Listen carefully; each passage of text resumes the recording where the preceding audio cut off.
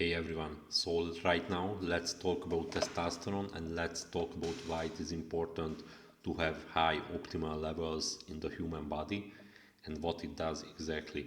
Because I'm sure you have heard about it that it's very important to have high testosterone if you are a man, but you don't really understand every aspect of it.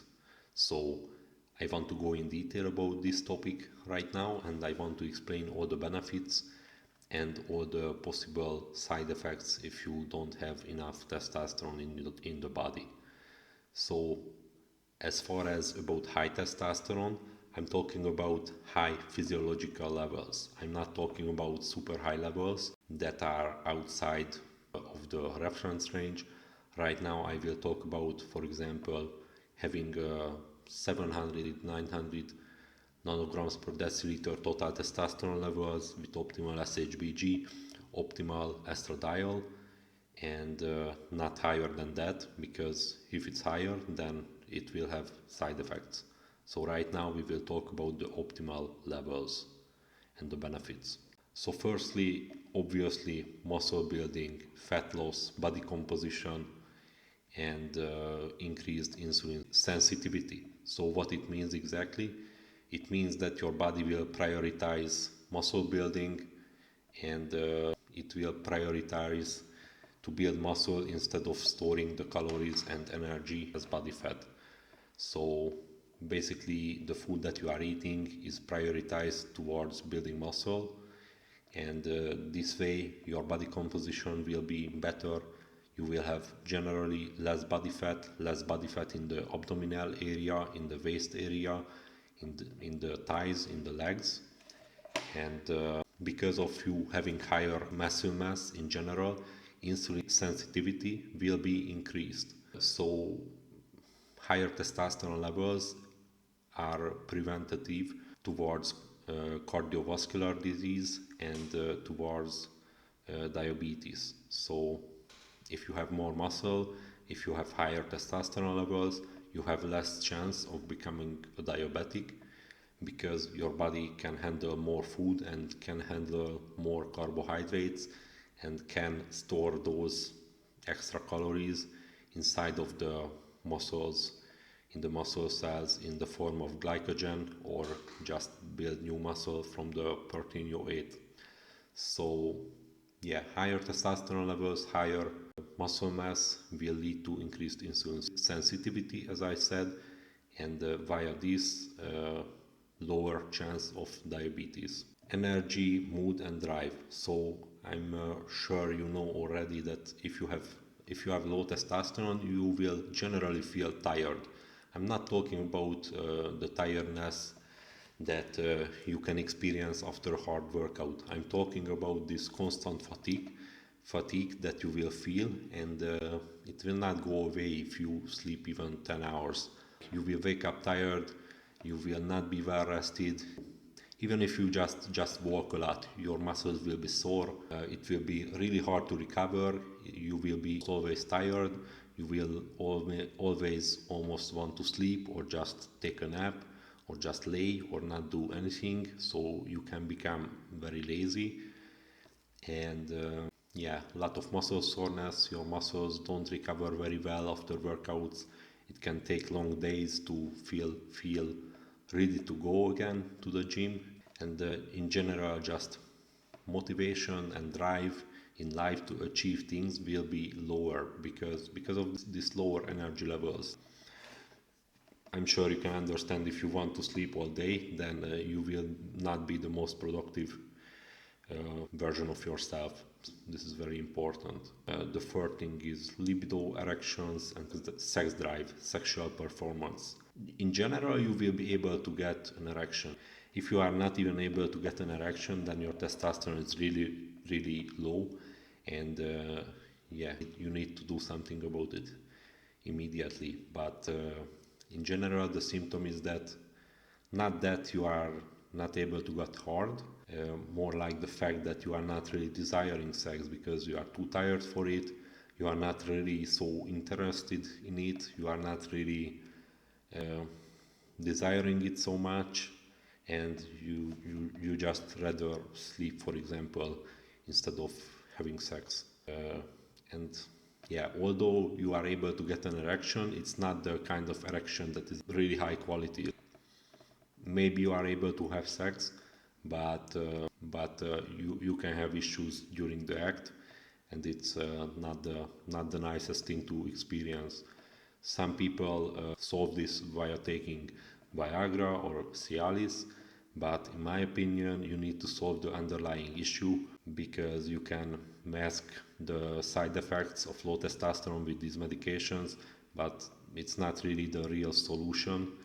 And yeah, if you are able to have sex but you don't really desire it, it's also not the best thing in the world. So in my opinion, fix the hormonal problems and don't just rely on these medications to have a better erection. Also a very important factor, bone mineralization. If you have low testosterone levels in the body, your bones will be weaker, your bones will be more prone to break. You can see this in older people. That's why older people are more prone to break bones, and they usually have osteoporosis more in the women, because women of course have less testosterone than men. But as you age and your testosterone levels decline, you are more prone to break bones, and it can be really a bad situation if you fall down on the stairs and you break all your bones, and you can't reach out for help. And this can be easily prevented by having optimal testosterone levels, even if you are old. Another age related disease which is correlated with low testosterone levels is Alzheimer's disease, neurodegenerative disease, things like that. So if you have lower testosterone levels in the body, it will influence brain function, it will influence dopamine levels, you will have lower dopamine in the brain, you will not really remember to things as clearly as before. You will be missing neurotransmitters in the brain also. Yeah, just brain function will not be optimal, and you will be forgetting things more easily, and you will not be as sharp mentally as if you would have high testosterone levels. So it's really not productive if you are a business owner. It's really not productive if you are doing something in your life and you need to think a lot and you need to make good decisions, because if you can't think clearly, then it will be really hard to make good business decisions and get ahead in life. High testosterone levels can prevent against neurodegenerative disease, helps with recovery and sleep. So I think I've already talked about this topic, that if you have low testosterone, you will not recover very well after the gym sessions, and not just gym sessions, just the regular normal life, not even working out, will be really exhausting for you. You will be constantly tired, you will be always wanting to sleep, and even long sleep will not be enough because you will not recover optimally. And if you have correct high testosterone levels, then you will not really be sore after workouts in the gym. It depends also in proper nutrition, but in general you will be less sore, and you can recover much more quickly. You can handle a much more intense workout, and you will need generally less sleep. If you have good testosterone levels, you will not really need to sleep 10 hours in a day or 9 hours, not even 8 hours, because you will wake up before that by yourself and you will be completely ready to go with full of energy. This is what I experienced when I crashed my testosterone levels to almost zero at 2024 November and December, that I was always so tired that I can't even explain. Even just walking a couple of kilometers were too much for me, and my legs were just exhausted for a long time. And even if I slept 10 hours, I woke up and I didn't feel rested, I didn't feel good. So this is very important there also. And another factor for adolescents is obviously male characteristics development, voice deepening, facial structure, hair growth, penile growth, and bone mineralization. That's why men usually have much more defined jawline because of higher testosterone levels, and higher testosterone levels will make more calcium deposits in the bones, and you can see this on females and women also who use testosterone and use anabolic steroids, female bodybuilders. Their face will be completely looking like as a man. They will have a bigger jaw, they will have a more defined jawline, they will have hair on their body and on their face, and a lot of the times they have even hair loss. So they will completely become almost like men. So this is the same, and you can see this in some men who didn't go through puberty properly. They still didn't develop facial hair when they are older.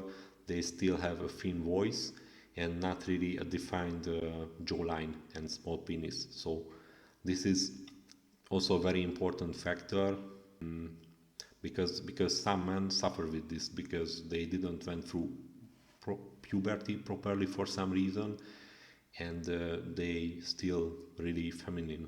So another important interesting factor, so if you have a boy, a son, and you need to make sure that he is not becoming fat, because if he becomes really fat, really obese as an adolescent, then he will not reach his height potential and he will not go through puberty properly, because higher body fat levels will increase higher estradiol levels, and which will suppress testosterone levels. So if a boy is having high body fat levels, then he will have higher estradiol levels and lower testosterone levels, and he will not be able to go through puberty properly, and he will not reach his height potential.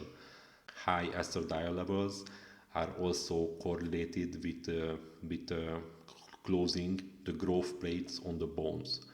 Like if you think about women, that's why women are shorter in general, because they have higher estradiol levels in the body, and that's why they don't grow as tall as men. So if you have a son, it's really important to not make him fat and obese, because then he will not reach his full potential as a man, and it can really hurt him in the long run, because later he will not grow taller if the growth plates are already closed on the bones. Another important factor, like endurance, red blood cells. So if you have high testosterone levels in the body, red blood cell production will be higher also. You will have red blood cells to deliver oxygen throughout the body, so you can perform better at sports. I'm not talking about bodybuilding, I'm talking about even running or swimming or any kind of sport that requires endurance and cardiovascular health. So that's another factor, like Olympic swimmers or cyclists who quote on drug tests use also testosterone, because it helps with overall recovery, overall endurance, and overall athletic performance. So that's also a very important factor. So testosterone is not just important if you want to grow huge muscles, it's also important if you just want to live your best life, and even if you are just a runner, you are doing martial arts, you are a swimmer, you are a cyclist. It's advantageous in every sport, but up until a point, and then it will lead to side effects and it will be counterproductive. So yes, these are the most important factors. Another thing I forgot to mention is joint lubrication. So when you have lower testosterone levels and lower estradiol levels, your joints tend to hurt during the workouts, and they tend to ache a little bit. When you are doing a bench press or shoulder press or any kind of movement that is on the heavier side, the compound exercise where you are using heavier weights, your joints tend to hurt a little bit, and it tends to lead to some kind of discomfort in the joints. So this is another thing why it's important to have a good high testosterone level and optimal estradiol level, because yeah, testosterone in and of itself is not enough for joint lubrication.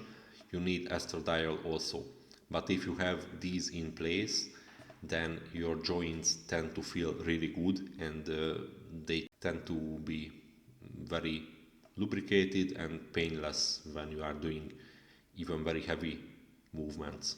Yes, so I think these are the most important factors when it comes to testosterone. These are the most important effects and side effects that you are experiencing on the higher and lower side. And if you have more questions, then let me know.